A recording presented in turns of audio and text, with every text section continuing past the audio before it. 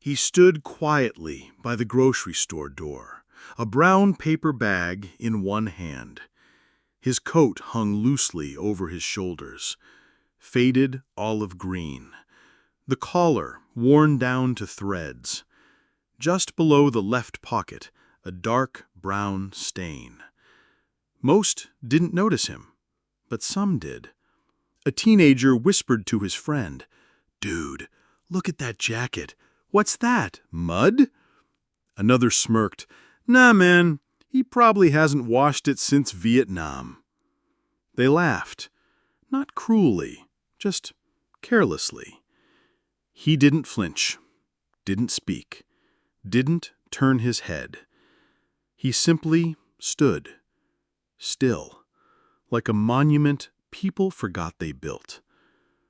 He pulled the jacket tighter to his chest, not from cold, but from memory, from dignity. "Hey, Grandpa," one of them said, pulling out a phone. "What's the story behind that stain?" Laughter. Mocking eyes. A flash from the camera. They wanted a video for likes, not a truth too heavy to carry. Another teen added, "Bet it's ketchup from the '60s. He didn't flinch, didn't answer. His eyes fixed on something they couldn't see. Not them, not the phones. Something farther, deeper. Somewhere only memory can go. That stain? It wasn't wine. It wasn't coffee. It was blood. It belonged to a man he carried through a jungle ravine, under fire. A man younger than him. A man who didn't make it. He remembered the weight, not just of the body, but of silence after the gunfire. He never washed the stain, not out of neglect, but out of memory. From the corner, a child stepped forward. No fear, just curiosity. He looked at the jacket, then at the man. "Were you a soldier?" the boy asked. The man didn't speak. He bent slightly, met the boy's eyes, and nodded once. Slow, meaningful. That was enough. The boy smiled and quietly stepped back. Suddenly, a new silence. From behind the aisles, a tall man in a dark suit stepped out. Earpiece, sunglasses. He held up a badge. Secret Service.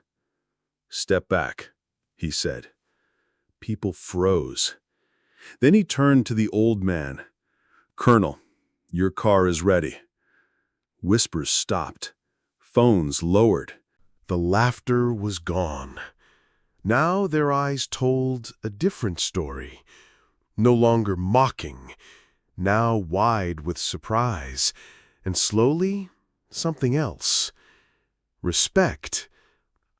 They looked again at the man, the jacket, the stain. And for the first time, they didn't see a joke or an old man in dirty clothes. They saw someone who had carried something heavier than words. They didn't know the jungle. They never smelled the smoke, heard the screams, or felt the cold rain on a midnight patrol. They didn't know about the letter in his pocket, never delivered, or the friend who died with a hand on his arm. But the jacket knew.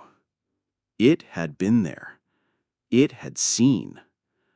And it carried everything he never said out loud. He didn't need applause.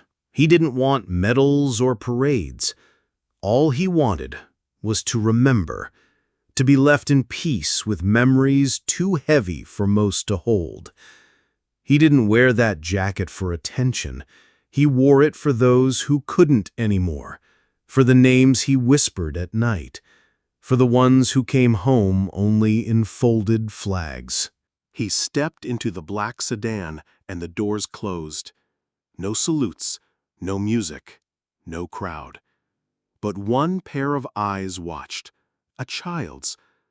"Mom," he whispered, "can I be like him someday?" And in that quiet little voice, far from the battlefield, far from war, honor lived on.